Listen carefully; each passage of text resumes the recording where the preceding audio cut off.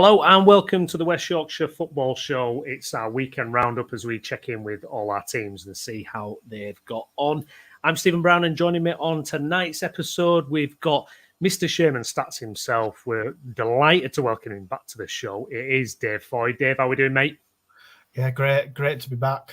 Obviously, there's been a few shows where I've not been able to attend, so it's great. It's really great to be back. Yeah, fantastic having you back on. We've also got Gareth Walker as well. Good evening, Gaz. Hi, pal. You all right? Yeah, good, mate. And we're joined finally by Mr. Bradford Park Avenue, our non-league specialist. It is Lewis Sale. How are we doing, Lou? Not bad, buddy. How are you? Yeah, good, thank you. No Jason Booker or Stephen Downs tonight, as Leeds and Huddersfield were not in action, but those guys will be back next week.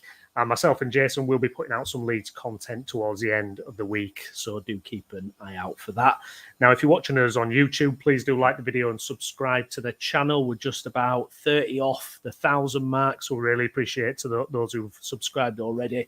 Very nearly there at the 1,000 mark. And if you're watching on Twitter, please do like and retweet us as well. And if you're listening on Spotify, please do leave us a rating and review. Now, just before we start, I'd just like to give a shout out to our Huddersfield Town fan, Stephen Downs, who did a little video with Huddersfield Town as part of their commitment to improving accessibility for supporters across the John Smith Stadium. They've recently upgraded their commentary system used by blind and visually impaired fans. So a big well done to Town for that. And it was nice to see our own Stephen Downs involved there as well. So well done, Steve. We will be back to sticking the knife in about Huddersfield next week. So speaking of twisting the knife, Gaz, we're going to come straight to you. League Two, Bradford City. We did our special last week. Yourself, we had Lewis on, we had Jason McEwen from the Width of the Post as well. And it feels like pretty much at this point we could do a crisis special on Bradford City after every game. It hasn't got any better. It was a 3-0 loss to Harrogate at the weekend, a team that had not won in 8 matches themselves, but Dr. Bradford City turned up and delivered the medicine. Gaz, just starting with the game, was it as bad as the scoreline suggested? I didn't go, but from what I've read, yes, it was. I believe that it was quite a windy day, and I think we had the wind with us in the first half and didn't use it, and Harrogate had the better of the chances and were 1-0 up at half time.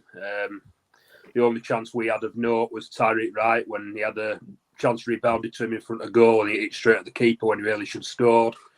I think other than that, from what I can gather, we didn't really threaten at all. I believe we had a bit of the play in the second half, but once the second goal went in, that was it. And you knew, well, most people have said you knew at 1-0 down that we weren't going to come back, but definitely at 2-0 down, you knew we weren't going to come back. It just everything around City at the moment. We've got no confidence in the team at all, no confidence in the club at all. And yeah, it's just depressing. As soon as you go behind, you just kind of resign to the fact that you're going to lose the game, and that's what happened. Yeah, I mean, the level of defending as well. I mean, I was watching the goals earlier today, and I don't know what it is, but you can just watch the City players almost. It's like they kind of give up. I mean, what has happened from, because a few games ago, obviously defensively, they were sound. I mean, it's just bizarre, isn't it, what's going on? I mean, has he lost the dressing room, do you think? Or what is happening? There are rumours doing the rounds. I suppose you get that when things like this happen, you go to little runs like this, that the manager's lost the dressing room. Whether that's true or not, obviously, I don't know. Just rumours that have sort of circulating at the moment. It's a very good question. What has happened since the Accrington game when we won 3-0? We lost the game against Forest Green. We've lost 4 on the bounce. The first one was the Forest Green home game that we lost 2-0. And I know Lou went to that game and we spoke about it the other night. And to be honest, when I watched that game, I didn't think we were drastically awful in that game. It was just a game that we lost without sort of probably, obviously, we were at our best, and City always tend to lose to teams who are down at the bottom of the league, and you kind of just shrug and move on. But since then, something appears to have gone drastically wrong. Since then, we've lost 5-1 at home to Mansfield, we've lost 3-0 at home to Notts County, who were in horrible form, and we've lost 3-0 away at Harrogate, who were also in horrible form. And you just get the impression that since that Forest Green game, something's happened. Now, whether that's been within the dressing room and the players have sort of not happy with Alexander, I don't know. It could be, is one suggestion, it could be, but something you get the impression has gone on since that Forest Green game. whether that be on the field or off the field. And yeah, it's a very depressing aura around City at the moment, and it might be a case that some players I don't think look interested. I honestly believe that some players don't look interested. Some do, and you feel sorry for those that do and who are putting a shift in. But there's certain players who I would say that don't look like they're particularly bothered at all, and they need to start showing that they are, because at the moment we're only heading one way. Yeah, it's pretty terrifying when your team gets to that stage, isn't it? I remember with Leeds last year, myself and Jason, we were coming on after every game, reviewing matches where 9 times out of 10 we'd lost and we'd been well beaten, and everything just looks like it's heading in one direction. And it's like trying to reverse the Titanic sinking, isn't it? It just feels at this point it's just not going to happen. Let's have a look kind of off the pitch as well, because obviously there's not much to say about what's happening on the pitch. Jason McEwen, he's written a brilliant article, an open letter to Stefan Rupp, addressing some of the issues. And one of the biggest problems at the minute is the lack of communication from the club. I mean, it's just kind of staggering, isn't it? The fact that, if you're pumping money into something, surely you're wanting to kind of give a bit of a message out as well, but it's just kind of deathly silent, isn't it? Yeah, I think it's worth pointing out before we move on to the off-field issues that there is clearly, the players are better than what they're showing at the moment. There's talent in that squad. They should not be losing 5-1 at home, 3-0 at home, and 3-0 away at Harrogate. That shouldn't be happening. So, yeah, there are issues off the pitch, but that's not an excuse for the way those players have played in the last 3 games. Off the pitch, there are major issues, and I think that is now the overriding thing. We cannot let a couple of wins or a recent decent run of form mask the fact that things need to change off the pitch. You talk about someone pumping money in. I don't think Stefan Rupp is. From what I can gather, Stefan Rupp isn't putting money in. I think he kept the club afloat during COVID and obviously needed to put a bit of money in then. But we're a self-sustainable club, and Stefan's not injecting money to help the club progress infrastructure-wise or playing budget-wise at all. And I think that's probably something that not necessarily needs to change, but we need a plan of some kind. Jason's letter is brilliant to Stefan Rupp. There was also an article from Ep13 on the website over the weekend, which basically saying similar things. Things need to change. The fans need something to get behind. Like I say, a few wins isn't going to mask now that everybody realises that there are bigger issues. We can't get distracted by winning a few games. We need a plan. We need a structure at the club. At the very minimum, we need something to change in that respect. Whether that be, like I say, a structure and a plan, or whether it be bigger than that and a change of CEO or direct football coming in, or even more so a change in ownership. We need to know what Stefan's plan is for the club and whether he wants to be a football club owner or whether he doesn't. And if he doesn't, he needs to sell the club. If he does want to be a football club owner, then he needs to put plans in place and a structure in place that means we can be successful. Because at this moment in time, we are not heading anywhere good. We're heading backwards under this structure, and something needs to change. Yeah, one person's name who didn't actually come up in our Bradford City special that we did last Thursday, but kind of someone who kind of is there on the radar but has kind of floated beneath it is Stephen Gent, who I think was brought in around kind of Mark Hughes' time at the club and has been kind of head of recruitment. Is that his role? Or it's not quite director of football, it doesn't seem, but you're looking at positions like that and you're thinking, not to defend Stefan Rupp, but has he just basically employed the wrong people, really, to run the footballing side of it? That's a question that, a lot of people are asking. Like I said, you look at, obviously, Ryan. He's not got experience at running a football club. Do we need somebody who's better at doing that? Then you look at Stephen Gent. People were clamouring for someone to come in to be in charge of recruitment. And to be fair to Ryan, he did that. He went out and got somebody to come in and be a head of recruitment, which is what people wanted at the time. But then, since then, people have questioned whether Stephen Gent is doing a good job and whether the players that were signing are good enough. Now, is that down to him, or has there been some kind of clash with the managers who've then had, when you have these heads of recruitment, they've got to be on the same page as the manager, haven't they? And they've got to agree on the players that they want to come in. Is that the case? I don't always get the impression that every player we've brought in has been down to Stephen Gent. I think your players like Matt Derbyshire, for example, were probably down to Mark Hughes. I can't see Stephen Gent saying, let's go out and sign Matt Derbyshire. But then some of the other players that he brought in probably aren't good enough. So is that a budget thing? Is it that Stephen Jett's not as good at his job as we'd like him to be. I don't know. But yeah, we need to be better at employing people in those positions to get the job done. Yeah, it's strange because if you own a football club, there's a certain kind of minimum level of investment you're going to have to put in anyway. And it's that kind of Mike Ashley at Newcastle thing where it's like, look, you've got massive potential here with this football club. All you have to do is invest in infrastructure and invest in the staff, and the rewards could be absolutely huge. I'm kind of bewildered when owners just don't seem to want to do it, especially when you've got an asset like Bradford City, who it's probably football fans of a certain age, like myself, remember when they were in the Premier League, for God's sake. Do you know what I mean? And you still have that association, and you think, well, actually, if kind of the stars align, they might even be able to get back to that level one day. You just think, surely, if you own the club, if you put in a certain amount of investment, why not go that stage further and try and actually run it really well? Yeah, I mean, let's be honest. If Stefan Rupp does want to sell and he wants to get his money back, he's going to have to invest in the infrastructure, because when he bought the football club, we were on the verge of going into the Championship. Next season, we're going to be on the verge of going into non-league. So something's got to change. He's got to invest in the infrastructure if he wants to get his money back, or if he wants us to be successful. Now, it comes down to people like when Derek Adams was here and Mark Hughes was here, and they commented about, I think Derek Adams' quote was, they were a big club on the outside, but we're a very small club on the inside. Now, that indicates that there are issues off the pitch, and maybe certain people are in the roles that they should be in and aren't doing the jobs that they should be doing. Then you've got people like Graham Alexander said over the weekend, there are issues behind the scenes. That's kind of hinting at the same sort of thing, isn't it? That Derek Adams was hinting at. So, yeah, it's just a mess, Brownie. It's just a mess, and something needs to change. And the main thing is that, I was just about to come on to that. There's not been a single comment from anybody. There's no communication whatsoever. We need some communication, and we need reassurance that within that communication that a plan's being put into place that's going to stop this rot from carrying on, and that's going to help to turn things around. Because at the moment we're getting absolutely nothing.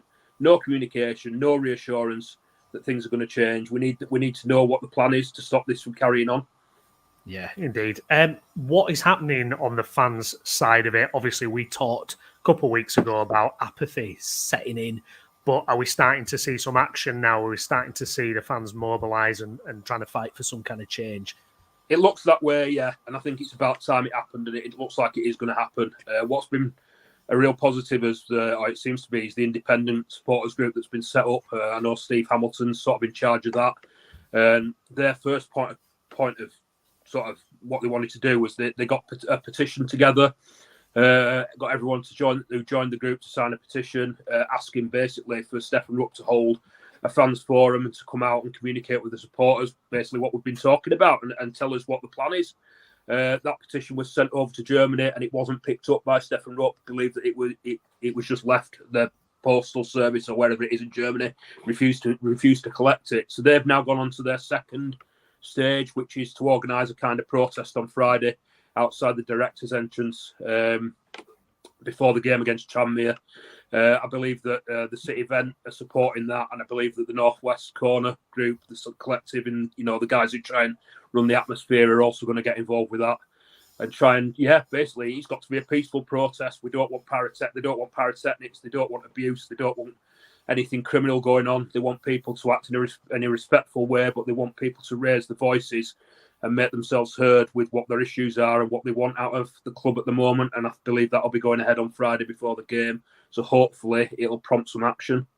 Yeah, and it's one of those things, though, isn't it? If there's nobody there ready to invest, if there's no potential buyers or someone looking to take over the club, what's going to happen? Really, it's tricky, isn't it? I mean, for years at Leeds, we had bad ownership, and you're praying for someone to come in and buy the club who cares about it and wants to invest. And it took Leeds probably, I don't know, 20 years or 15 years to finally get to owners that seem to want to do something with the club. Yeah, it's an interesting point. That's why we need to know whether he wants to be a club owner or whether he wants to sell. Because if he wants to sell, then you can go out there and you start attracting different people and finding out who's out there. The only one that we know was definitely turned away with the Wagme boys, who ended up buying Crawley. It's probably a good thing, really, that he didn't sell to them. If he does sell, he's got to sell to the right people. But I was listening to a clip of a podcast the other day between Phil Ideson and Darren McAnthony, the Peterborough owner. It's called the Hard Truth Podcast. Don't know if anybody's listened to it, but Darren McAnthony was on there saying that there is so much interest in buying football clubs at the moment that it's unparalleled how many people are interested in buying football clubs at the moment. So the interest is definitely there if Stefan Rupp wants to sell. It's whether he does want to sell and whether he's got a realistic price that people would be willing to pay. Because you've got to remember, Bradford City as an asset don't own pretty much anything. We don't own the training ground. We don't own the stadium. If you're buying Bradford City, you're buying a Football League share and a group of highly average League Two footballers. So the price has got to be realistic. But I do believe that, from what Darren McAnthony said on there, that there will be interest if Stefan Rupp wants to sell. So he even suggested that, if the independent supporters group or anybody of that kind could get together and contact Stefan, we've got to be able to contact Stefan. We've got to get something back from him, but get a price off him. We can get a price for him. Could fan ownership be something that we could go down? Raise the money, and then that's what Darren McAnthony was suggesting. And then later on, once the fans have got control of the club, they can then sell to somebody later on down the line who can fund the club. But to get there, you've got to have some kind of verbal communication with Stefan Rupp. At the moment, we haven't got any. So that's what I believe that the main aim of this protest on Friday is to kind of get into some dialogue with Stefan Rupp, and hopefully we can progress from there. Yeah, absolutely. Getting back to matters on the pitch then, Gaz, it's Tranmere on Friday. It's really difficult at the moment because you don't know what to expect. It is at home. What are you thinking on that one, Gaz? Well, I was hoping that going away to Harrogate on Saturday would be a help, because sometimes you think, looking at VP and how toxic it is and how empty it is, and players can't be enjoying playing there. And obviously the last two games, the three home defeats, Forest Green, Mansfield, Notts County, I was hoping that going away might sort of shake us up a bit, but clearly it didn't.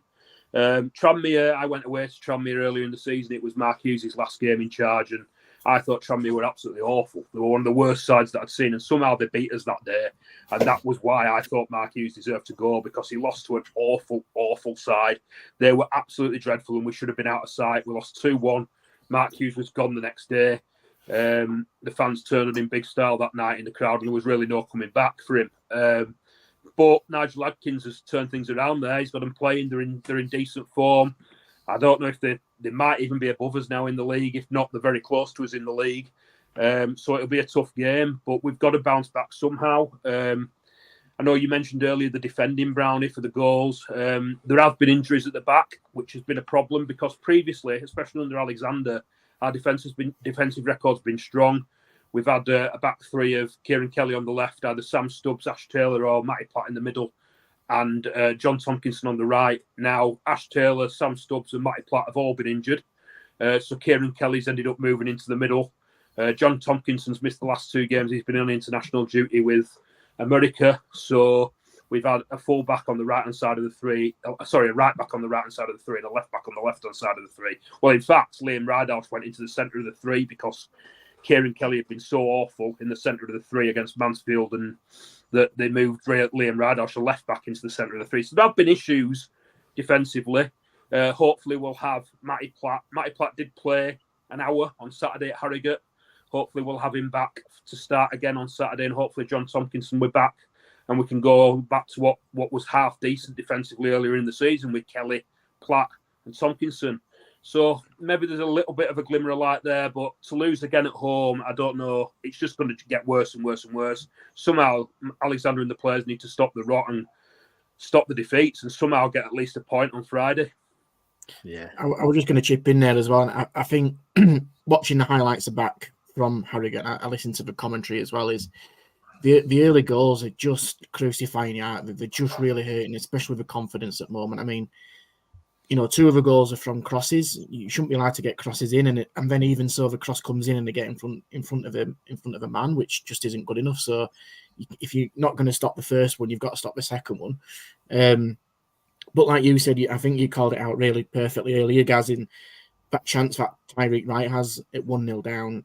That just sums everything up, doesn't it? I mean, a team that's just got a bit of confidence and probably to get back into that game, that chance has got to go in. It's all right being on target, but Belshaw makes a save and it's relatively simple for him.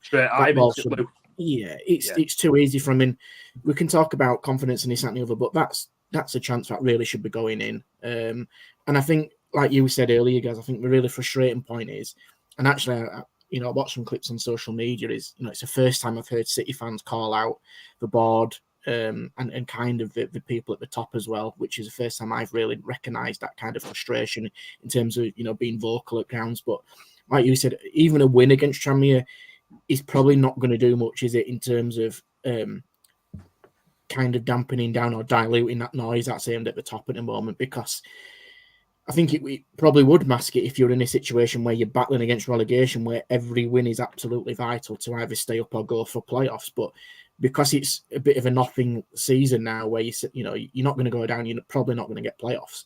This is where it gets really highlighted, doesn't it? So, like you said, you could win this game, you could win next week's game, but the issues are still there, and you just can't ignore them now, I don't think. No, we're beyond that now, Lou. We're beyond a few results. People have realised that things need to change at the top, regardless of results on the pitch, because if they don't change at the top, any little run of results on the pitch is built on sand, and we end up going back to where we were before. So a few wins don't mask anything now. I don't think it will do until there's some kind of change, because people are saying they're not going to renew the season tickets, and I don't think a few wins are going to change that. We need to see some kind of change. There has been shouts in the ground at Valley Parade before and away games before, but you're spot on. The one against Harrogate on Saturday, that was the most audible that it's been. You probably needed to be in the crowd to hear it at other games, whereas you could hear it on the commentary on Saturday. It's got to the stage where media are starting to pick it up. Obviously, there's been discussions on Radio Leeds about it. I believe that from what Steve Hamilton, the Independent Supporters Group guys, said, that media in Germany have been contacted in the hope that might prompt her up into doing something. So, yeah, I don't think there's any going back now. You've got to press the foot down and go for this change that we need. Yeah, and I think as well, I mean, obviously, we did the crisis show the other, last week, and, it would be great for somebody from the club to come in forward and hopefully, even speak to us on here and get fans to listen and communicate just anything that can help you guys. But even from the independent perspective, it'd be good to hear from them and how they're going to go about, what comes after that, peaceful protest against Tranmere. What are the next steps and what does that look like? Because, it can't be just, one day of protesting, inverted commas. It's got to be followed through, hasn't it? And I think that's a really important thing. It can't be just right, we're going to do this and there's nothing left. There's actually got to be, ironically, the thing that you're asking for is a plan from the club. It's a plan of actually what does the next stage look like of, possibly getting change at Bradford City that can hopefully get you successful. Or, the other issue is, do the people who are already in position there are willing to come forward and put that plan together and almost put their hands up and go, we appreciate it's not everything that it should be at the moment, but this is what we're going to do. I think City fans, are desperate for either, aren't they? They're desperate from either a plan from the existing people or just change. Yeah, you're spot on. People that I listened to the Bradford City not special, but the Bradford City part of the Radio Leeds show that was just on just now, and the guys were saying that even like you say, if someone just come out and hold their hands up and say, look, it's not going right, this is where we've gone wrong, we're going to try and do this to sort it out, this is the plan for the next 5 years, then there might not be the demand for people to lose their jobs and for things to get totally overhauled. But we need someone to come out and say, this is what we're going to try and do to rectify things, and we're not getting anything at the moment. It would be interesting to know what comes after Friday. Maybe that's something that we can ask Steve about, and the other groups that are involved with Friday. It'd be good to hear from them at some point and find out where they go after that, because like you say, it can't just end there. No, we've got our very own Steve Downs here. Says, Gaz, get a whiskey, mate, and relaxing and get some plaques, mate, with 352 and get Hughes back now. Joking, mate. Heads up. We've also got Mr. Booker as well. Jason, he's commented, I feel for City. They think they're lost in a bit of a sinkhole that happens at certain clubs when they just get left to go along with no direction. Slightly different, probably something, definitely something a bit more positive to think about, as well as the March of the Day fundraiser for Stephen Darby and Marcus Stewart, which was complete today, I do believe. Gaz, an amazing effort, £130,000 raised just Excuse me. Sorry, say again, Brownie. I coughed there, mate. Sorry, yeah, no, just about the fundraiser they did for Stephen Darby and Marcus Stewart's Match of the Day. That's been complete today, hasn't it? An incredible effort. Yeah, absolutely fantastic. I think it shows. I mean, obviously Marcus Stewart played for Town and Stephen Darby. It's been mainly pushed by City fans, I think, but obviously other people involved in football have got involved as well. Stephen Darby is an absolute legend at Bradford City. He epitomised everything that's kind of lacking in the playing group now. Just 100% every single week, ultimately professional. I believe it was, I think Graham Alexander said, or one of the players said the other day, that his picture's still on the wall in the dressing room at Valley Parade. Yeah, everyone loves Stephen Darby, and I can only wish him well. And hopefully, what they've done to raise this money can go part way to helping not to find a cure or to help with the research going into motor neuron disease, because it's a horrible disease, and we're hearing more and more about it these days. And that can only be a good thing, because it will raise awareness and hopefully raise opportunities to raise money and help this cause and stop people like Stephen suffering. Yeah, indeed. Well said. Guys, we're going to leave it there with Bradford City. We appreciate you coming back on after just a short few days since we went through it before. Hopefully, next time we speak, it'll be better news, but I think it's going to be a bit of a tricky time ahead for the Bantams. Guys, if you're watching along, please do like the video. If you're on YouTube, subscribe to the channel as well. We're very close to our first 1,000 subscriber number. And if you're watching along on Twitter, please do retweet and like the video as well. Okay, well, we're going to move on now to non-league. We're going to start with Halifax Town, the Shaman. It's going pretty well, to say the least, at the moment. A fantastic 4-2 win against Chesterfield last week. Game against Ebbsfleet was postponed. Kind of sabotaged Chesterfield's title hopes that particular day, their promotion hopes. It kind of all the propaganda was that it was going to be done and dusted after the game with Halifax, but it wasn't to be. Obviously, they secured it a few days later, but at that time they didn't. Dave, do you want to start, or should we have a look at the goals from the Chesterfield game? Should we treat ourselves? Yeah, let's treat ourselves with them goals, I think, and then I can give you a lovely analysis of each one. You cheer me up, Dave. I need cheering up after that. No, but seriously, just before we run these goals, note how poor the pitch is, and there'll be more to follow, and how good the goals are that are scored on it, especially the second goal. Yeah, good point. It's like a tactical analysis. I like this. Oh, yeah, no, come on. That's what we get with Shaman stats. Come on. Well, that's not it. I will play the goals this time. That's the intro. Don't worry, it's not the end of the show. Right, let's get to it. Harker. Hunter wins it fairly from Banks. Cosgrave into the box. Harker has equalised quickly. Chesterfield head for a matter of seconds really. Plays it short to Hottie, who takes it on the turn and shrugs off Ollie Banks. Throw Hottie, looking for the running behind of Harker, who puts Town 2-1 up. Now sends it to Oluwabore, who's taking it round Grimes. Andrew Oluwabore, 3-1 to the Town. Andrew Oluwabore gets Town's third. Andrew Oluwabore takes it round one, slips it through to Harker. Behind Cosgrave, and Town score, and it's 4. And I think Adam Cosgrave's got the last touch just to carry it on. And the Shaman have scored 4 goals at Chesterfield's promotion party. They'll probably have to wait another week. I love that commentary as well. Sounded like totally out of breath at the end. Like, wow, have we actually done this?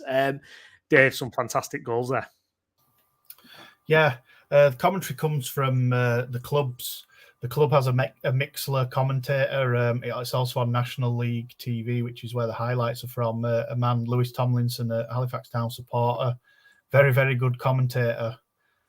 He commentates on most games, certainly all the home games, and he's always like that. He's always out of breath, but yeah, he's very, very passionate. I mean, where do we even begin? Obviously, you can, as I said, you can see the state of the pitch there. We've just had Gaz on. Valley Parade's obviously not much better.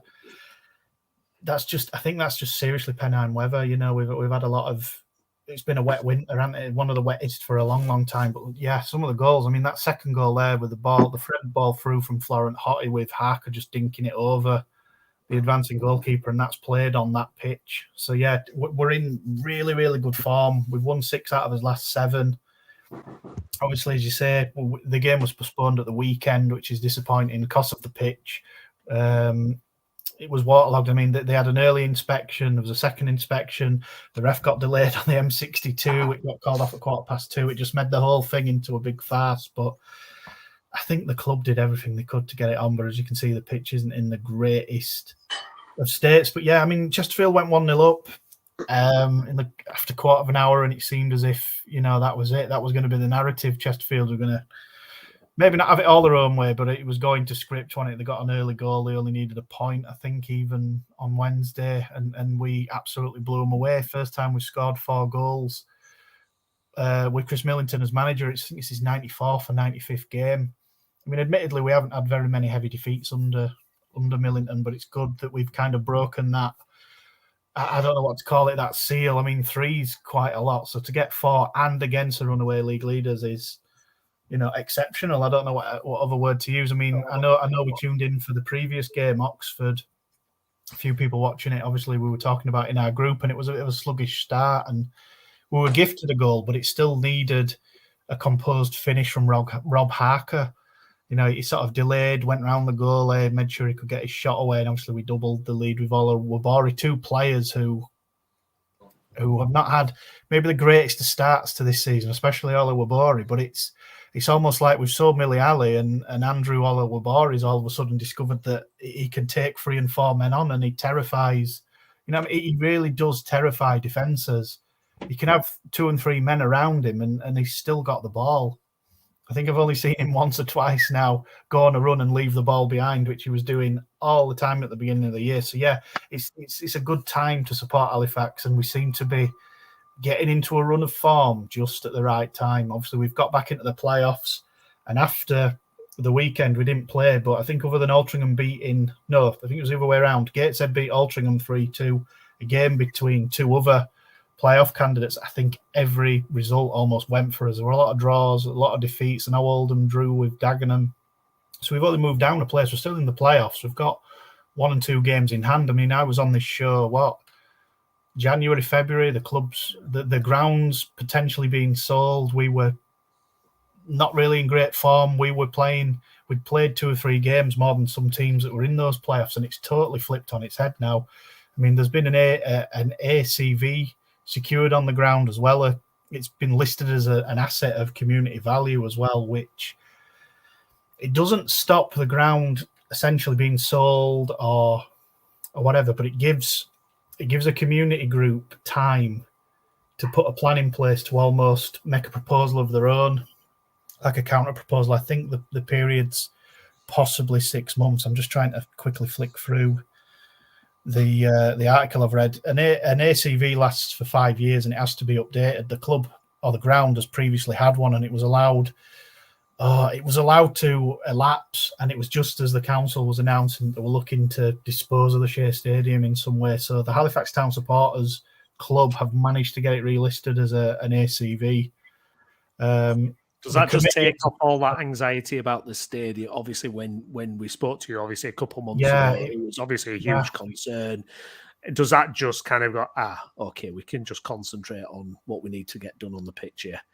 I hope so. Like I said, it doesn't necessarily stop the ground being sold per se, but it basically gives the supporters club or both support clubs of the rugby and the football team time to come together and put their own counter proposal in. It can't just be sold on sold on a Monday and that's it by Tuesday. It gives, I think it's a 6-month period.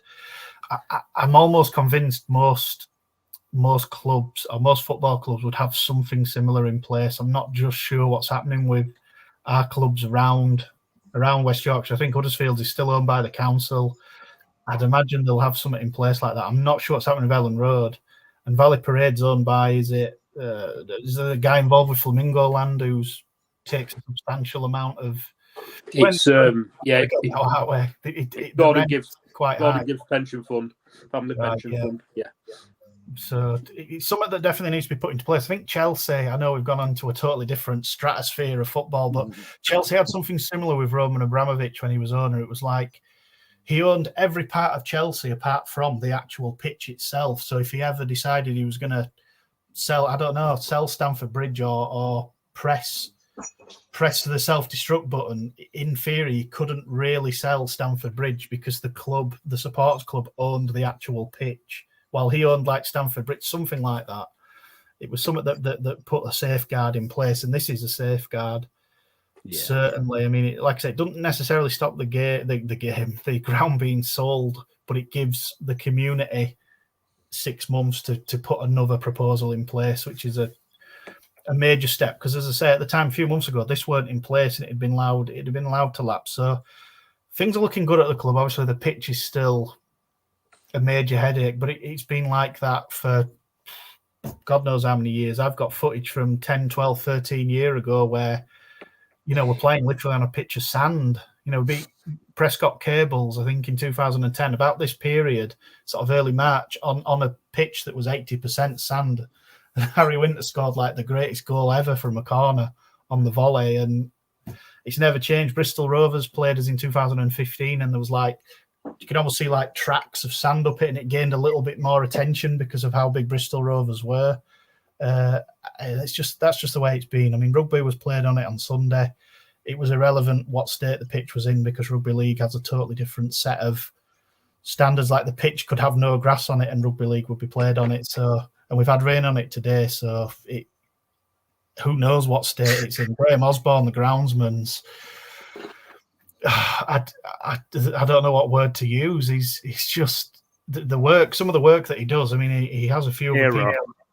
Yeah, hero. He's literally a hero. The some of the stuff he's done with the pitch, because I mean, you have to remember the pitch is in use something like other than 6 weeks in a year. There's sport played on that regularly, and I know the rugby club in the past and this season they play 3 or 4 games away from home at the beginning of their season to try and allow remedial work to happen on the pitch. Unfortunately, in the Challenge Cup, I think they've played 3 or 4 rounds of the Challenge Cup. They're now out. They lost to Catalans. Every round was drawn at the Shea. They weren't away once, which won't have helped. So any rugby that's been played on it this season is because of the Challenge Cup. I think they're at home. Might be next Sunday. It might be the Sunday after. But I know there's periods where they don't play on it. We don't play any home pre-season friendlies on it. We're always away. And it's just to try and help the pitch. What it needs is it just needs digging up. It needs digging up and totally relaying with proper drainage. Possibly one of those pitches again, like at Huddersfield, a Deso pitch where it's part of it's synthetic. Because obviously the Giants play at the John Smith Stadium as well. It's something we need, but with the council looking to offload it, it's certainly not going to happen until this new person, entity, whatever, is involved at the Shea. It's just not going to change. Be a miracle if we go up. Your form, Dave, makes a mockery of everyone saying that our pitch is the reason we're getting hammered, because your boys are coping fantastically well, aren't you? I mean, I was going to say that it's one of the few things you can't. It's not as if you can argue, well, as form's dropped off because the pitch is atrocious. It's almost the one thing. I mean, I tried to tune in for the Friday and I caught parts of it, but it's the one element that you certainly can't level at Bradford. I mean, and you're playing away. You're still not doing great away from home. I mean, Mansfield winning 5-1 might be. It's horses for courses, the top of the league, aren't they? You know what I mean? But to go 3-0 up in 20 minutes is, I don't know. What do you say? People are saying that obviously we have to play on it more and more than the teams that come. But Halifax are coping fine. You're playing on it every other week at least, if not more, aren't you? So, do you know what I mean? That pitch is as bad, if not worse, than ours. It just shows you that the pitch is no excuse. So, fair play to Halifax Town and the players. Well, I mean, as you could see from the 4 goals, every goal were on the deck. It's not as if we've even gone over the top. They were very, very well worked goals. That second goal, beautiful, absolutely beautiful. But again, it moves into another element of the club. If Florent Hott is fit, the man who played that ball, Halifax Town play better, and he's one of those. At the minute, it seems we've got him on a 3-year deal. Thank God, this is the first of his 3-year deal, and it's usually. I mean, Lewis will be a vouch for this. Usually at non-league, it's year to year, or sometimes you can get a better player on a 2-year deal. You might put like somebody who's under 18 on a 3-year deal even. this is a long contract for a non-league player who isn't playing for like an Oldham or a Chesterfield or that group of that crop of what was in non-league or are still in non-league. So yeah, he's one of those where it's like he's always carrying a knock or he seems to go off injured. Like I think he's got a shoulder problem that he's looking to get sorted in the summer. I think he went off during this game. I don't know if he had a dead leg or something. He's one of those players that always seems to just be carrying something. He didn't start this season either. We didn't get him till September, and his form was slightly better. I think he's played about 20 games, and it's something like we've won 8, we've drawn 4, we've lost 8 with him in the team. And I mean, he scored 5 goals from midfield. Luke Summerfield, who plays alongside him, who many fans say should have maybe even thought about hanging his boots up this season. He's chipped in 4 goals. You know, things are good at the minute. That's the way to put it. Things are good at the club at the minute, and it's almost like if we're going to finish in the playoffs, we're going to finish 6th or 7th, which means every game we play in the playoffs is guaranteed to be an away game as well. So we don't have to worry about the pitch. We just have to worry about beating other teams at their own ground. And other than Bromley, who we beat 2-0 on the opening day of the season, we've done fairly well against teams that are in those top 6. We've still got Oldham to come. The biggest game, I think, is the 10th of April, Wednesday, a rearranged game. Oldham at home. If we come out of that and we've beaten Oldham, we're probably going to finish in them top 7. Yeah, exciting times. Tom Scargill from the Halifax Courier described that result and that performance against Chesterfield as the best performance under Chris Millington. Yeah. Just how much praise should we be showering Millington with at the minute from, because kind of some of the narrative around him, certainly possibly earlier this season, even last season before the FA Trophy win, was is he cut out for it? What's going on? You know, certain complaints, but every time he seems to answer the critics, and you know, he seems in a kind of stronger position than he's ever been in at the moment. Good shout. Yeah, it's difficult to describe because, as you say, sort of people who, I mean, I know Tom Scargill obviously covers Halifax Town for the Halifax Courier, but people who are more impartial, like when we were on the telly against Oxford City, we had Matt Smith, Ulrich Gabriel Clark, and Aaron McLean, who discussed Halifax Town. You know, and they're saying, solid as a rock at the back. Chris Millington's pretty good. If they can just sort out up front, they're going to be a good team. They said the same thing about Pete Wild, and I think we've got a stronger team than what we had under Pete Wild. I know we finished 4th in 2022, and that's the highest that we've finished for like 20 years. And I don't think we're going to finish 4th this year, but I genuinely think we have got a better team than that, or we are going to finish better than that team. The end of season form, like we dropped off under Wild and we finished 4th. We almost lost 2nd and 3rd, which had guaranteed us a home semi-final in the playoffs. We'd have had to have won 1 game to get to Wembley. We slipped down to 4th. We still had home advantage, and we just didn't turn up against Chesterfield. I can't see it happening this year. Only one person has left the club this season, and that's Milanik Ali. And up till now, touch wood, we haven't missed him because Andrew Olawabori stepped up.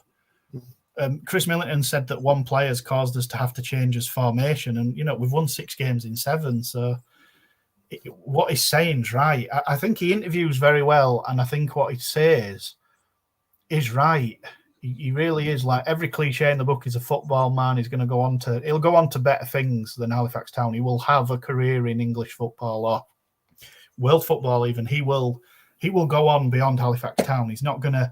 Like Jamie Fullerton, I mean, he's got other irons in the fire, but like it's not as if he's left us and gone on and done other stuff. Like Chris Millington will go on either we'll improve again and he'll do it with us, or he will do it with someone else, a bit like Pete Wild. Pete Wild will only be at Barrow for so long before he's picked up by someone else or he gets Barrow promoted, one or the other.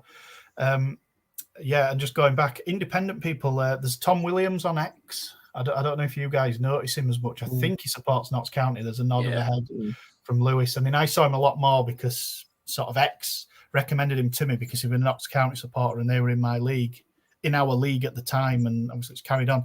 He's almost the same. He's like, it baffles me that he gets so much criticism.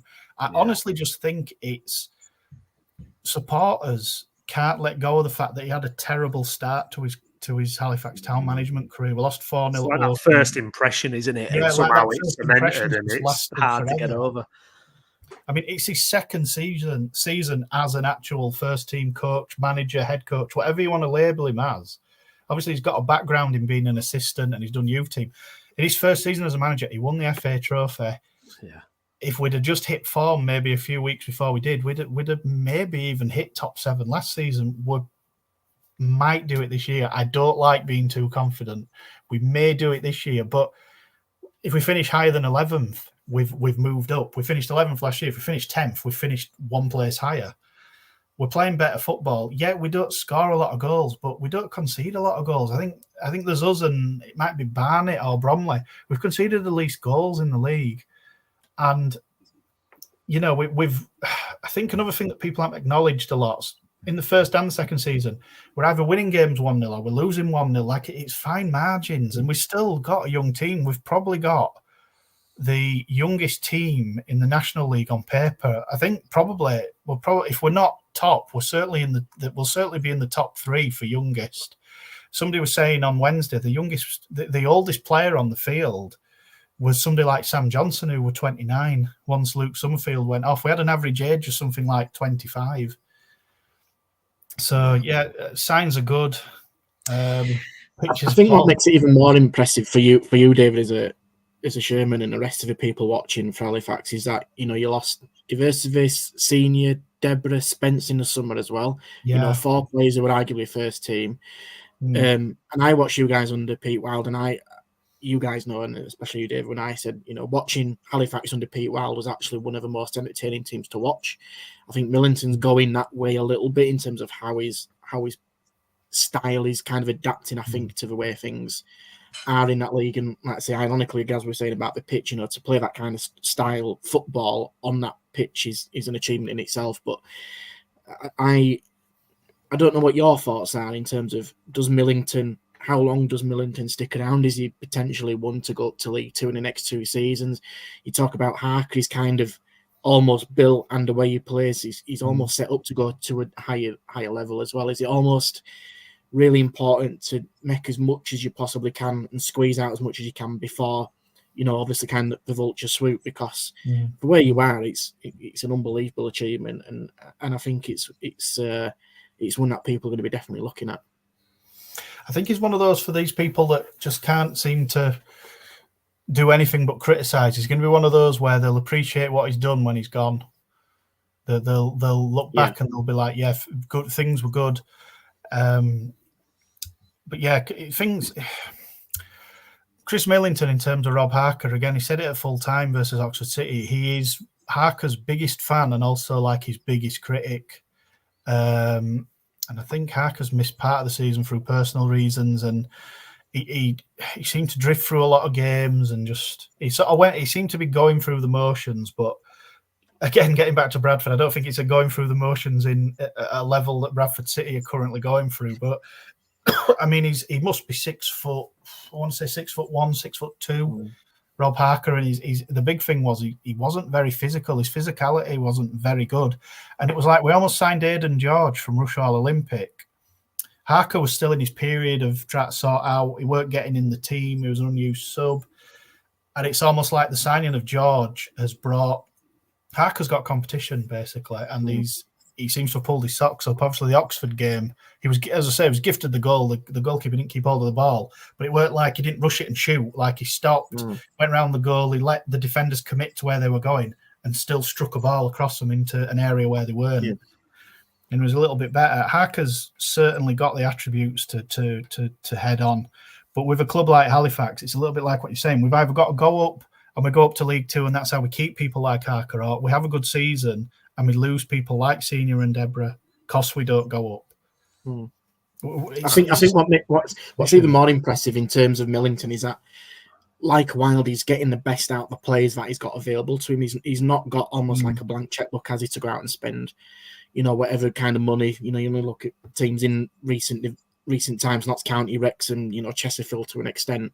You know, he's squeezing everything he possibly can get out of those players, and I think that's what makes it so impressive. And if you are a club, you know, higher up in the pyramid, you know, from a coaching perspective, that must be singing to you, because you know that you're going to get somebody who's works with young players and is playing in a real tough division and getting regular good finishes as well. It's not, we all say it's a cliche, isn't it? But it's not how you start, it's how you finish. And what I see with Millington and you guys at Halifax is that you peak at the right time, like you did with the FA Trophy, like you've done in the league in recent seasons in terms of getting the playoffs, and you're doing it again. And I think that's what people are going to be really noticing, is that, you know, he's got something about him, and the timing of it is perfect at the moment. Yeah, it's come at a great time, but it's interesting that you named 3 teams there: Wrexham, Notts County, and Chesterfield. Other than Notts County last season, where, like I say, we got beat 4-1 off them at home and away, he almost waved the white flag. He put 7 defenders on and we lost 1-0 away at Notts County. But even then, it was a defensive slip by Jamie Stott, who's played every second of this season, by the way, at centre-back. He's played every second of this season. He's played 40 games. Consistently, never been sent off. He's obviously been carded as a centre-back.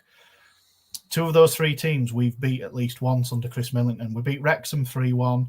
Obviously, we beat Chesterfield 4-2. We were narrowly defeated at Chesterfield earlier in the season, and that's when we weren't very good.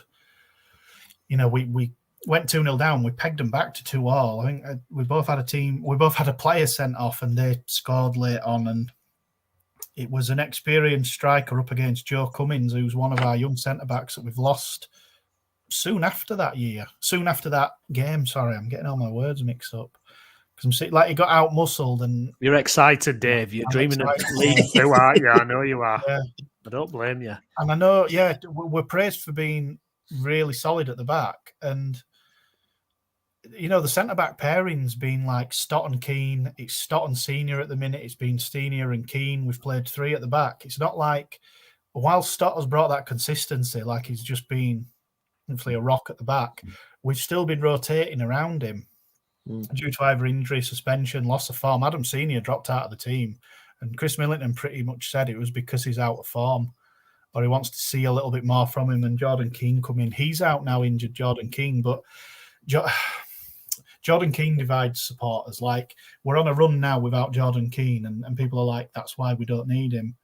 But at the beginning of the year, it was because we had Jordan Keane that we had an upturn in form. So it's like 6 and 2 threes, but things are working at the minute, and Senior and Stott at the back, with Tyler Golden's back in form as well out at right back. Like, we're just doing really well. You don't win 6 out of 7 games in the league and just be like, yeah, we're okay. Like, we're doing good things. We won 1-0 down at Dagenham, which would be a tough place to go. And Andrew Waller-Wabori scored a goal that were worthy of winning any game. It'll have been a week where I were on, and I think I said, make sure you mention the goal. We've lost in the West Riding County Cup, but we played 11 debutants. Like, that's probably the first time we've ever debuted 11. Well, it's 15. All the subs were debutants as well, but they were from the youth team, and we lost 4-0 up at Harrogate Railway. And I'm not really counting that one because I can't. But it caused me a massive headache in terms of having to make a player debut page for each player in case they ever actually do play. But, you know, 6 out of 7. Yeah. Is it going to be 7 out of 8, though? 8 out of 9, potentially? It's Hartlepool on Friday, and then it's York on Monday, Dave. It is. What are you thinking, mate? We haven't beaten Hartlepool. We've only just started playing Hartlepool again since they've come down into the National League. Obviously, we'd have had a gap when we were demoted and all that, but it's not a happy hunting ground. But Hartlepool are a team that are sort of slipping away from the playoffs. Some of their supporters might even argue they haven't really got a chance along with Rochdale. Hooray. Because, yeah. Got a couple of games in hand, but yeah, they're way off it, aren't they? We've become one of those clubs where there's a little bit of a breakaway between 9th and 8th. I think there's a 6-7 point gap between 8th and 9th, or 9th and 10th. And thankfully, we're certainly in that playoff hunt. So it's not a happy hunting ground, and they've also got Manny D up front, Manny Dezu-Uware, who scored, I think he's scored 16, 17 goals this year. So we've got the former player who could come back to haunt us. It's away from home. We haven't won at Hartlepool, so it's going to be a tough game on paper. And then we've got York Bank Holiday Monday, and they're, you know, fighting to get out of the bottom 4 of the National League. And I mean, they've got their own issues on paper. They've got like a spectacular team on paper, but football isn't played on paper. It's played on grass. Or most of the time it's played on grass. Depends where you're playing. There's none at VP and there's none at Shea, but yeah, it's mostly played on grass. And that they've obviously had a season of that, so it's going to be a Yorkshire derby as well. So you've got to factor that in. I would happily take, if you offered me 3 points now, I'd probably take it. A win and possibly a loss. And anything over that, we're definitely cooking anything over that. But I would take 3 points if it was offered now. And I'd take those points off York. Let's just put them in bottom 4. Yeah, why not?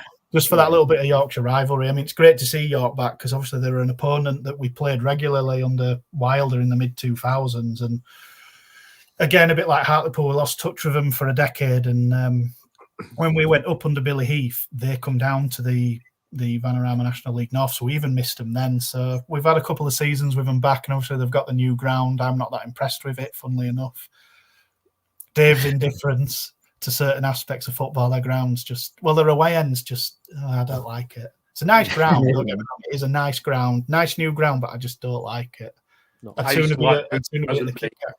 It's like Bootham Crescent, mate. We're proper old school. I was just going to say, I love Bootham Crescent. Yeah. It were falling apart, though. But, I mean, York, welcome to the Yorkshire Football Show. York are absolutely like since they got into the new ground, they're averaging 4,000 and 5,000. It's a couple of thousand more than what they got when they were at Bootham Crescent or the Kit Kat Crescent.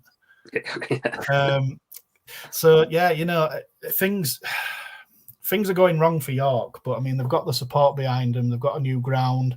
I think possibly next season, if they just have that time to the season's over, they may stay up. They might. I mean, if they go down, it gives them a different headache. I think they'll reassess and they'll regroup over summer, and I think they'll come back. If they stay up, they'll come back stronger for definite. But next season, if we stay down, Southend are going to come back and they aren't going to have 10 points docked. And they've been on a great run. They've had great momentum this year. They're obviously they seem to be putting all of their financial problems behind them. But yeah, let's just concentrate on Halifax. We've got as good a chance as anyone else of getting promoted. It just means we have to play another 2 games, and they're going to be all the way from home. We're going to be away in the semis. We'd be away in what's essentially the quarter-final, the playoff eliminator, and Wembley's obviously neutral. I mean, if we got to Wembley, we've been twice and we haven't conceded a goal, so we've got a good record at Wembley, and we've just got to just for those who don't know, how does the playoffs work from the conference then? Do you know, I was supposed to put a diagram up in our behind the scenes that we could put up, but essentially second and third are already. It's a bit like if you follow rugby league, their playoff systems are a bit similar. I think the what do they all play for? They play for something in the Super League. If you win the Super League, you don't win it, do you? You play in Leaders' Shield, is it? No. Yeah, legally, you play for the grand final in terms of the end. It's actually a cup with a big S on it, and it's played at Old Trafford. Grand final. The grand final. Yeah, you do get a Leaders' Shield and stuff, but the grand final's the one, isn't it? Yeah. I think it's similar. Second and third are already in the playoff semi-final, and it's one leg as well. It isn't over 2 legs. So what happens before it is, we'll just, for argument's sake, we'll call it the quarter-final. The quarter-final's played between 4th and 7th and 5th and 6th. So 4th and 5th are at home because they've finished higher. So then 4 becomes 2. So whoever wins out of 4th versus 7th plays second. Second and third are at home in the playoffs, 1 leg. 5th and 6th play off and we'll play third. And then whoever gets through in the semi-final, it's like the playoff final. It's traditionally second versus third, or it'll be second versus 4th. I think we may have had a playoff finalist that has finished 5th or 6th, someone like Boreham Wood maybe, but they've never gone up. Nobody's gone up from 6th or 7th as of yet. Last season, Notts County Chesterfield was second versus third. I've got a record of all of it, what positions they all finished, but nobody from 6th or 7th has been promoted as of yet. Grimsby were lower down, weren't they, when they went up? Were they not 6th, 7th, but 5th, 6th, weren't they? Yeah, they were in there. I mean, I've got a record of all of it. I should have really looked, but I know for certain it's certainly 6th and 7th haven't been promoted yet. No. Can Well, a fourth change. place finish is definitely Could realistic change. anyway, isn't it? Potentially. Yeah, I mean, we could fourth and fifth isn't exactly out of. It isn't out of reach. I think second and third, we'd have to win every game between now and the end of the season, and we've still got Barnet to come to the share. I mean, they beat Dorking 6-1 over the weekend, but I genuinely think second and third are out of reach. It's crazy to already be trying to calculate for playoffs, but if you offered me sixth, seventh now, I'd take it. But fourth and fifth certainly ain't out of reach. But we need to not lose very many games between now and then or now and the end of the season to achieve that. To achieve it. Come on, Halifax Town in League Two, please. Let's make it happen. Please, fingers crossed. Good stuff, Dave. Thank you very much for that, mate. We're going to move down the leagues now. We're going to turn over now to Lewis Sale, our non-league expert and reporter. Lewis, let's start with Farsley Celtic. It's a fourth successive defeat for Farsley Celtic. It's not going very well at all at the moment. It was Hereford. This time they lost 4-1 to its wheels feel like they've really come off. I know obviously we spoke, I think was it last week, they got Pav Singh, who's their director of football. He was helping out on the coaching side, but it hasn't made an instant impact. No. And from what I said almost a couple of months ago, going, Farsley will be fine. There's no danger of being relegated for 2 points above relegation zone and not winning the last 7. Yeah, not great. And I think, listen, it's no excuse. Obviously, they got kind of held up in the incident on the M62, so I think the kick-off against Hereford were delayed till 3:30. It's a trek, and it down to Hereford from where we are up in West Yorkshire. But,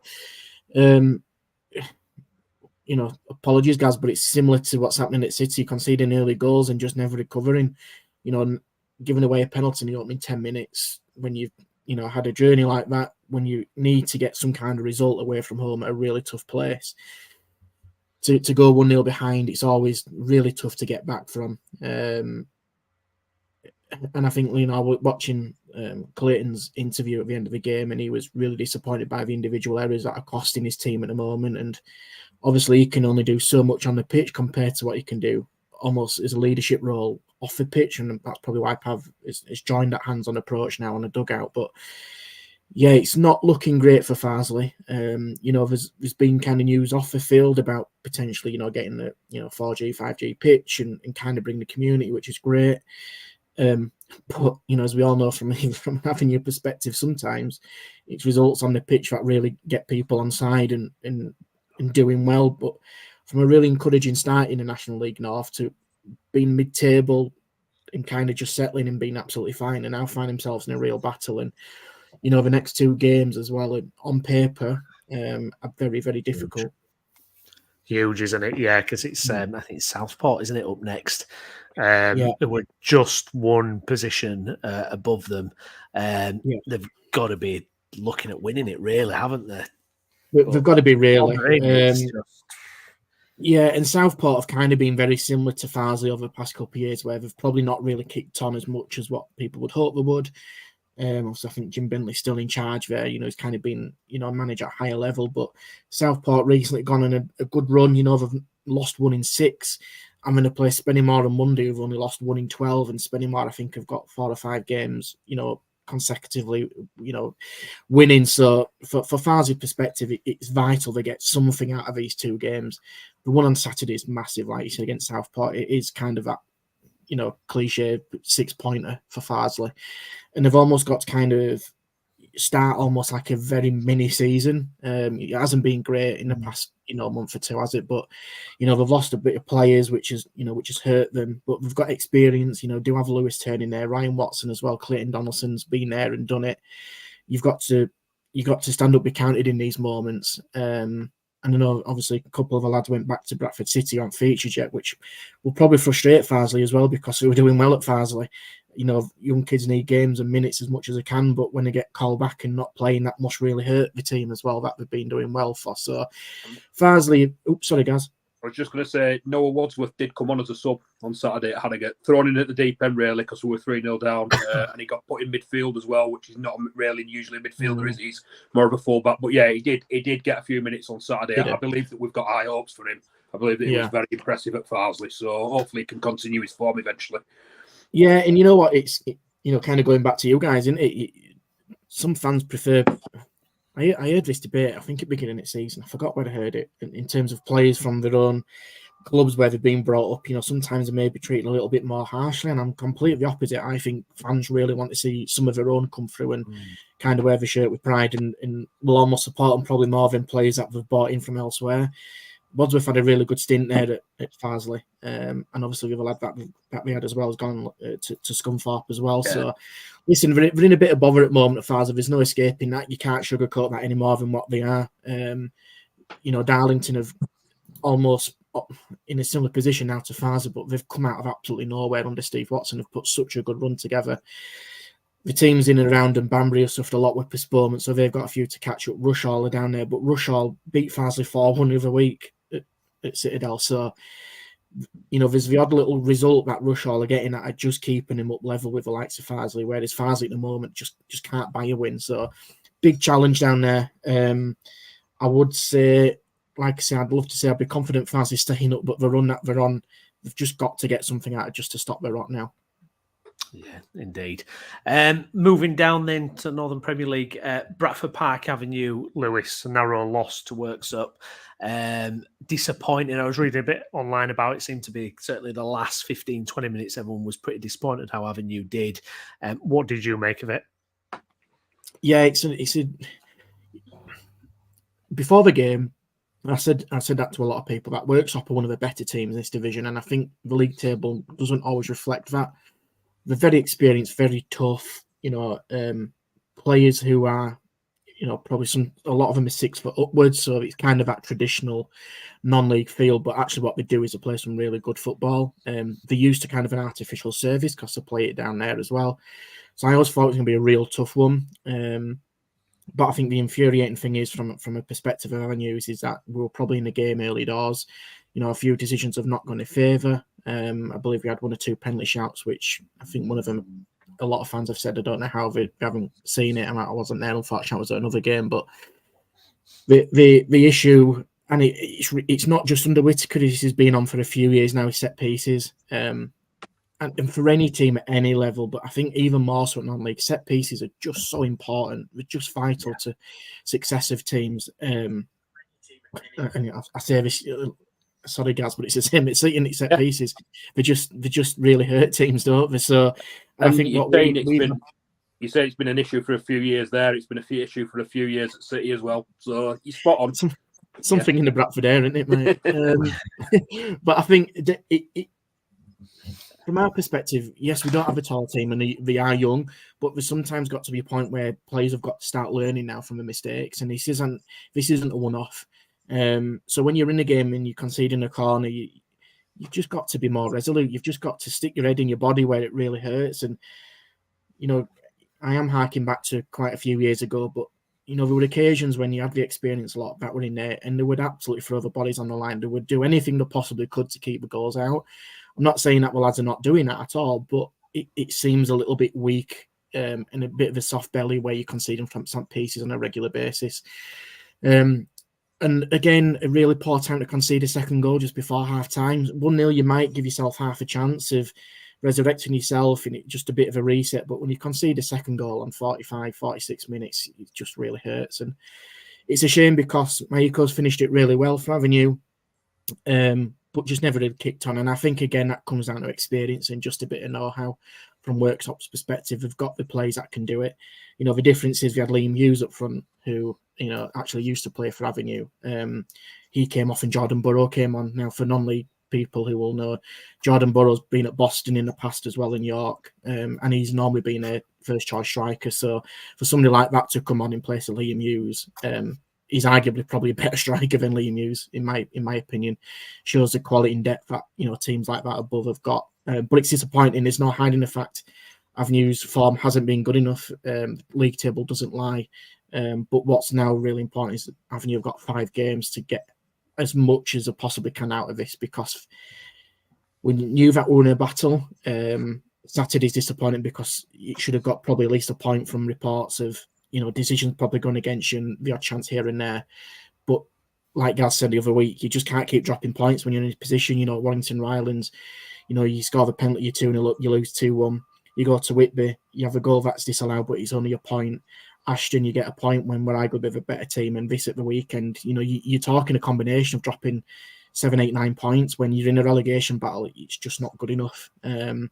So I know that the guys will be really working hard in all hours to make the guys just a bit more resolute, a bit more tougher to beat, and just to break down. You don't mind if you concede a worldie from 30 yards, but to concede from set pieces on a regular basis must be really hurting the coaching team. Yeah, and Stafford picked up a win as well, didn't they, Lou? Yeah, big one, big result from at Bamber Bridge. We've got a game in hand, 1 point behind Avenue. So again, another team that looked kind of out of it, really, hot on the heels of ourselves and Basford. So I said this last week. I still think if we've got two games of really tough. Ilkeston away, who beat Guiseley, which I know we'll speak about in a bit, and Radcliffe, who actually don't play on Saturday. They've got a bit of a breather ahead of Monday, which, despite losing 5-2 to Ashton, will probably do them a world of good. Where we've got to play 2 games in 2 days, and they've got to play 1 game in 9, and that's levels. And Radcliffe are a far better team than ourselves on paper and performance-wise. So a real battle. But if we stick within 3 points, the next game is Basford at home, which is the biggest of big games you can ever call from Avenue's perspective. And even that might not be good enough for both teams to stay up now, the way Stafford have come back.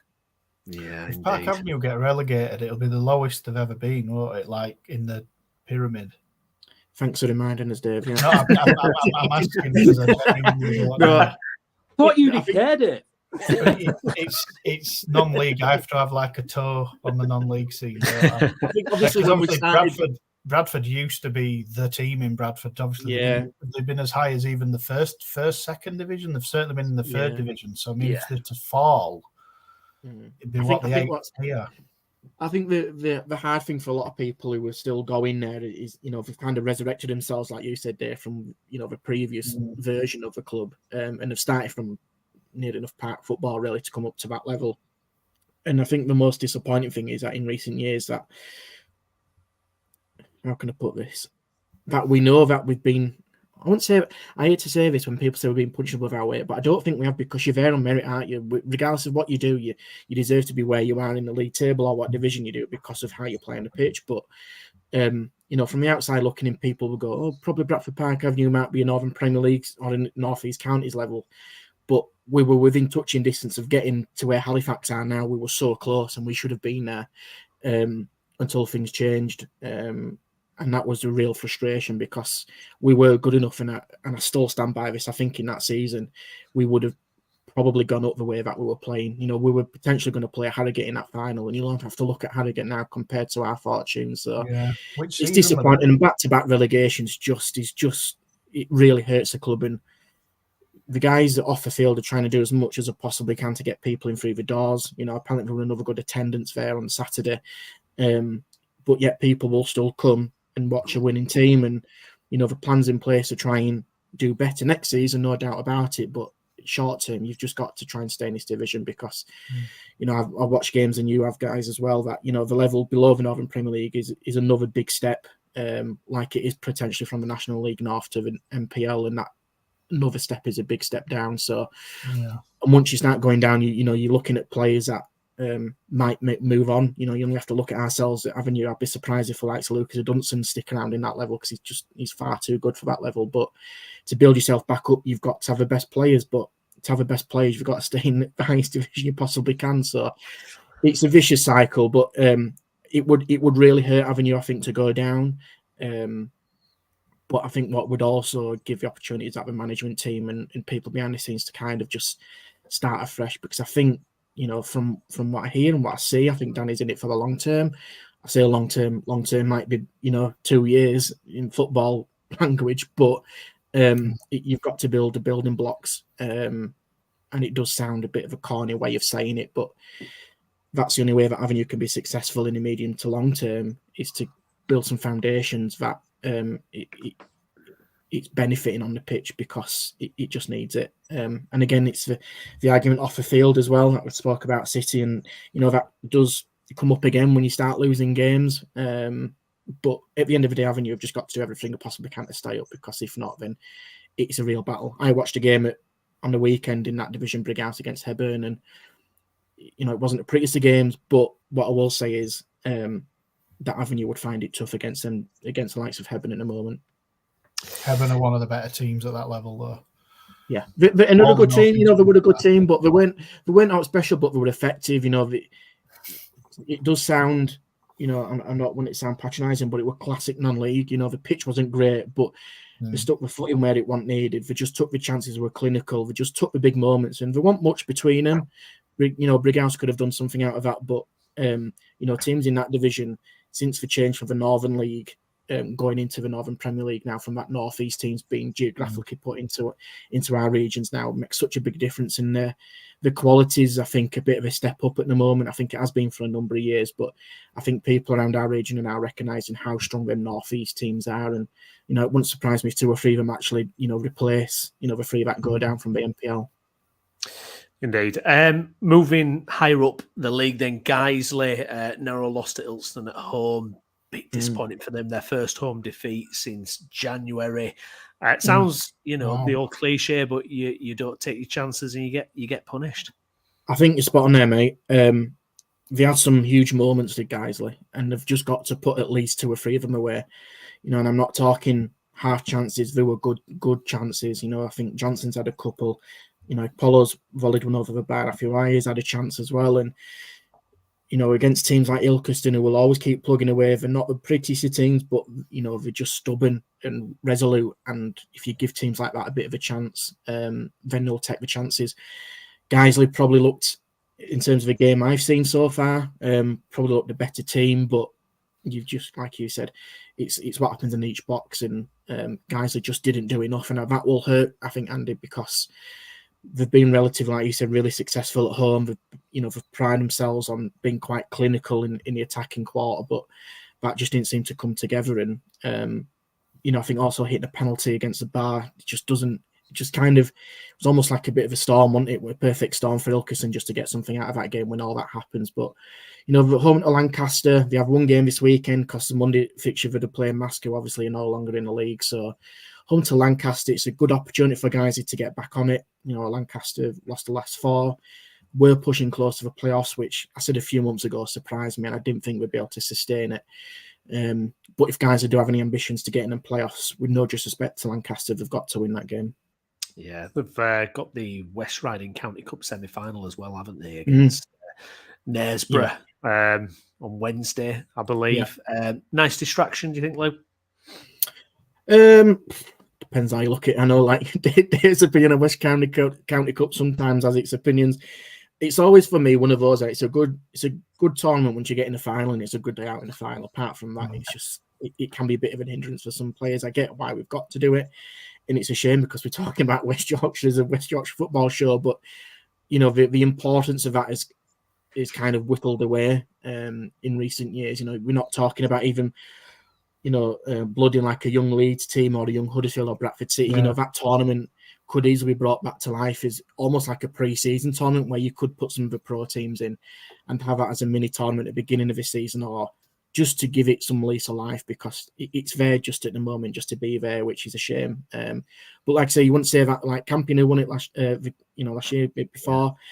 So when you win it, it's a good night out. But for guys' with perspective, they'll probably go to Knaresborough, maybe field in a mixed side. But the full focus, I'm guessing, from Andy's perspective, is Saturday. And I know managers will say the next game's the most important, but I think on this one, Lancaster's more important than Knaresborough away.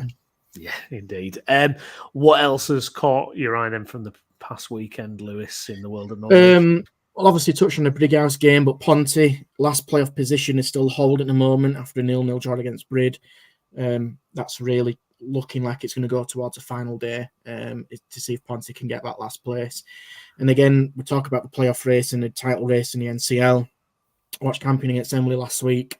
Campion won 1-0 in front of a really, really good crowd of 357, and I've got to call that out because the people at Campion have always wanted to get more people down there. Absolutely no surprise that a lot of them were Emily, because pretty much for win that game, the title's near enough sewn up and done and dusted. But it was a real blood and thunder game. Both teams really going for it. few players missing from Emily's perspective, which I think hurt them. But Campion did everything that they needed to do to get the win.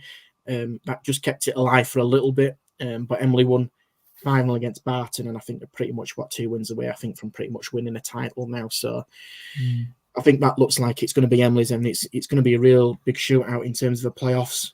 Golka suffering a disappointing defeat to Handsworth, which I was really surprised about, because for me, they were the form team going into the playoffs. But, Fackley have jumped up a place, played one game more than Albion, but are 4 points behind now. So it's going to be a real tight one, I think, between likes of Rossington, Maine, but in our region, Albion Sports, Fackley, Penistone, Golkan and Nesbitt, to be fair, they're all within a shout. Silsden, I think, probably just a bit too much out of it now. But if they were in the playoffs, would have had a decent shout. But yeah, it looks like the last couple of places are going to go down to the last day. So it's another one that we'd love to feature. And I know that some people do comment to me on social media. It'd be great to get some of those guys involved and just give a bit of heads up and even a run in for the playoffs, because we could potentially have some of our teams in West Yorkshire going up division to the Northern Premier League East, which might mean more derbies with Ossett, Brighouse, Ponte, and some other teams, which is only good for our region. Yeah, absolutely. Cracking stuff. Thank you, Lewis. Now, just before we wrap up tonight's show, this summer, it's a good year because there's still going to be some football on over the summer because it's the Euros. We are going to do a bit of a Euros takeover on the channel when it comes to watching England. Hopefully, we'll get some match reviews and we'll meet up like this on a Monday and we'll chat things football for us local teams as well, but also have a chat about England as well. But I just wanted to get you guys' thoughts on the England-Brazil match briefly. I know we were on the WhatsApp a little bit going. Dave, did you watch the England match against Brazil the other night? What do you think? Are you going to watch it in the summer? Are you? Yeah. What about England? Yeah. Are you bothered? Are you bothered, or? Yeah, God, yeah. Once the tournament's underway, yeah, but it would just purely because I was spending time with family. I saw the opening 5 minutes because I tried to watch it on my phone and I had to give it up as a bad job. So, but I'll just go with the line that no, I didn't watch it. Yeah, but I know what the result was. Yeah, it was a loss, unfortunately, to Brazil. I mean, Gaz, what did you make of it? Because obviously I was listening to a lot of things before this Brazil game about how England, obviously one of the favourites for the Euros, were a much better side than Brazil now. And if we beat Brazil, it'd be like, well, so what? We're better than them. But I don't know. I think it was a bit of a wake-up call, maybe a little bit, thinking, look, it's not going to be as straightforward as we all think that, we're just going to get this miraculous route to the final. It still feels like there's a few things that we need to work out. Yeah, I'll be honest, I didn't watch it 100%. It was kind of on in the room and I was like half watching it. What I saw of it, it's the same old issues with England. I think Southgate's a bit of a problem. I also think that our defence is an issue. We're not strong defensively as we could be. Going forward, we've got some frightening players, really, but it's getting the best out of them, isn't it? I think I put in the WhatsApp group that team that played on Saturday night would have been near enough my team for the Euros, other than maybe 2 or 3. Obviously, Kane would play, Saka would play, and possibly Trent would play for me. But if you're saying that, like you said, nowadays you probably, if we really are all that, you'd expect us to beat Brazil at home, and the fact that we didn't. And from what I saw of it, Brazil were arguably the better side, weren't they, for large parts of the game? So yeah, I think it's just a bit of a reality check, really. Maybe we're not as good as we think we are, but the players are definitely there. It's getting the best out of them. Come the summer. Lewis, what do you think? What I heard on social media was Brazil it isn't like a Brazil where it's all like flair and what would you call it, showboating. The people that watched it, I mean, I've tried to get a gauge on social media to try and understand what had happened in a game I didn't watch. The idea was that they were a lot more like what you'd expect Uruguay and Argentina to be like. And I mean, you're going to emulate Argentina. They are the World Cup holders, but like they're a bit more robust. They're quite happy to. I think somebody put a screenshot up where England were on the attack and they had 4, and there was 8 Brazil players in the 18-yard box. And usually, there'd be like one player who's just overhead kicked it to somebody. Do you know what I mean? They're not like a flair team anymore. They're not like the Samba Kings that we think about. It's not Brazil 70 or Ronaldo and Rivaldo and those guys. They're a lot more pragmatic and functional, aren't they, than you would. That's what I was after. That's the way to put it. What did you make of it all, Lou? I don't get defensive about England, but I actually didn't think we played as terrible as what some people are making out. I thought, from a neutral perspective, in the way that we tried to do something, I actually were quite impressed that we had a bit of tempo. It wasn't. Some people might say I'm completely losing it, but it wasn't boring. Where sometimes you might see international football where they'll just knock it around and it's very almost monotone. But I felt like we had something. I thought Piquete for Brazil kind of controlled the game for him. Yeah. It was interesting because in any other game, he probably gets sent off. But I think because it's one of those friendlies, they could almost give Bellingham a bit of a kick, if I'm being honest. Bellingham is like a Rolls Royce player; he's unbelievable. Honestly, it's a joy to watch him, isn't it? But a couple of standouts again. We know, like Gav said, I think the big issue is defence, which I know we called out. We were talking about, weren't we? Maguire's no doubt going to play, which I can appreciate because he's got a history with England, but at the moment he's just not doing it for me. I can see John Stones playing at centre back, but I know arguably I could easily see him at centre back, kind of a centre midfield, letting Rice and Bellingham do what they need to do. But again, it leaves you short in the centre back position. But I don't know. I think sometimes he seems a little bit reserved in who he's to pick, and I'd love to see the likes of Branthwaite in there.